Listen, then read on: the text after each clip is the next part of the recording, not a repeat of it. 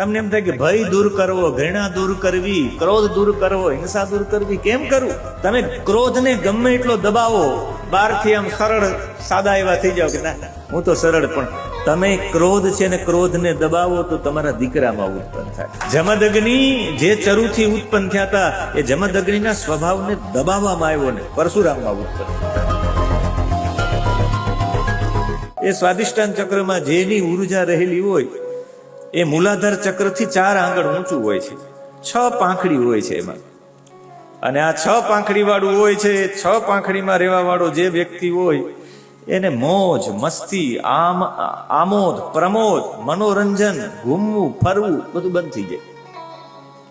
જેનું ચક્રનું ભેદન થઈ જાય, એને ક્યાંય મેળામાં જવાનું ન ગમે, ફરવાનું ન ગમે, એને મોજ મસ્તી કરવી ન બને, મનોરંજન ન ગમે.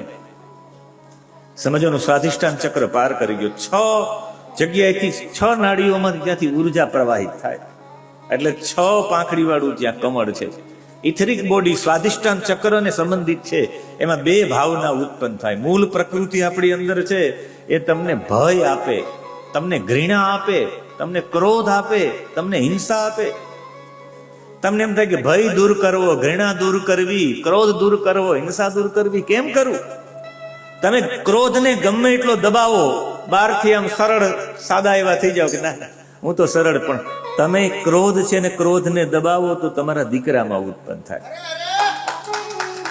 જમદગ્નિ જે ચરુથી ઉત્પન્ન થયા હતા એ જમદગ્નિના સ્વભાવને દબાવવામાં આવ્યો ને પરશુરામમાં ઉત્પન્ન થયો. એ તો તમે કામી પુરુષ હોય ને તમે નાટક કરો કે તમે સારા છો તો તમારો દીકરો ઘેલા સોમનાથ થાય. તમે તોફાની હોય, નાટક કરતા હોય સરળ રહેવાનો, તો છોકરો પથ્થરો મારીને ટીવી તોડી નાખે, જીતુભાઈની ભાષામાં. એટલે ક્રોધને દબાવો તો જમદગ્નિના વિચારો ચરુ બદલી ગયા હતા રુચિકના પત્ની દ્વારા, તો જમદગ્નિના બધા સ્વભાવને દબાવવામાં આવ્યો તો પરશુરામમાં ઉત્પન્ન છે. તમે ભયને દબાવો કે તમે ડરો છો ને બહારથી ખોટી ખોટી બહાદુરી બતાવો, તમે ભયને દબાવવાનું કામ કરો છો તો પણ મુશ્કેલી ઊભી થશે. તમે હિંસક છો તો અહિંસાનું નાટક કરો, હિંસાને દબાવો છો. તમે ખાલી ભયને સમજી લ્યો એટલે અભયત્વ પ્રાપ્ત થઈ જાય. તમે ખાલી હિંસાને સમજી લ્યો તો અહિંસાની ઉપલબ્ધિ થઈ જાય. તમે ખાલી ક્રોધને સમજી લ્યો, ક્ષમાની ઉપલબ્ધિ થઈ જાય. બધા કે કેવી રીતે? ખાલી તમે વહેલા જાગવાના સંકલ્પ ન કરો, વહેલા સુઈ જાવ એટલે વહેલા જાગી જાવ. એમાં કઈ વહેલા જાગવાના સંકલ્પ કરવાની જરૂર નથી. સુઈ જાવ 8 વાગ્યામાં, નિંદર જાગી જશે તમારી સવારમાં. બધા સંકલ્પ કરી નહીં હું સવારે 5 વાગે જાગી